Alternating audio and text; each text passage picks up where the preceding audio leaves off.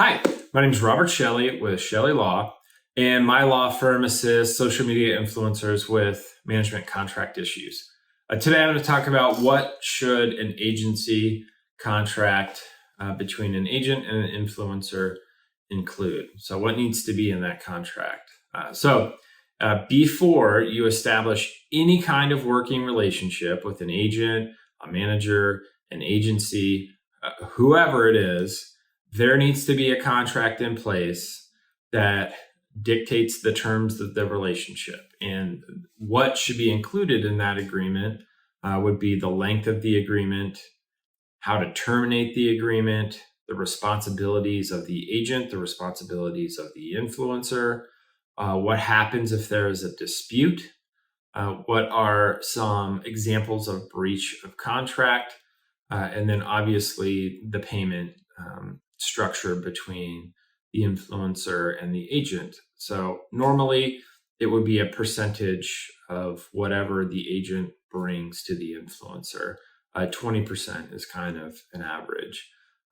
Some of the most important terms in the contract will also include what happens after the agreement terminates. So almost any agent is going to require some kind of language in the contract that states the influencer is going to have to pay the agent even after the contract terminates for a period of time for any deals that the agent brought the influencer. So let's just say you are an athlete and you have a sponsorship opportunity with maybe an apparel company. If the agent brought you that deal, and even if the apparel company wants to continue the relationship, the athlete's going to have to pay 20% back to their agent for normally a year. That's due to the fact that agents don't want to bring an influencer a deal. They terminate the relationship, get out of having to pay the commission to the agent.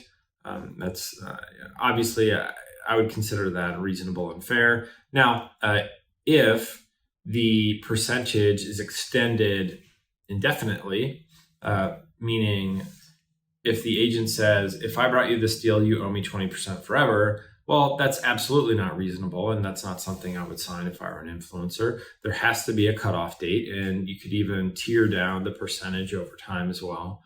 But that's one thing that will likely be in the contract and that usually is negotiated. Another aspect that I find is missed frequently is if, most of the time you're going to have deals with a set amount. And it's based upon historical metrics. So, you will have to provide these metrics to these companies. How many average views do you get on a video? What's the average duration that people watch the video? What's the interaction, the subs versus non-subs? All of that data goes to these companies, and then they make a determination of how much, what is a reasonable price for the sponsorship opportunity. Well, if you have a deal that's based purely on metrics, meaning you don't know what you're going to make until the video's been out there and the kind of calculations have been completed, your agent is always going to have access to all of your metrics. They're going to have access to your Instagram, your TikTok, your YouTube, any of those things. Well, if the relationship ends, you're almost always going to revoke access from the agent to those accounts. But if you have a compensation structure that's based purely on metrics, I can promise you the agent is going to want access to make sure they're being paid correctly. So usually there is a dispute if it's not written in the contract. So there needs to be somewhere in the contract that determines what's going to happen in that scenario. If there is some kind of deal that's based purely upon metrics, how is the agent going to get access to those numbers and understand that they are accurate without getting full access to everything that the influencer has? Because the influencer is absolutely going to want to bar their past agent from getting into their current numbers.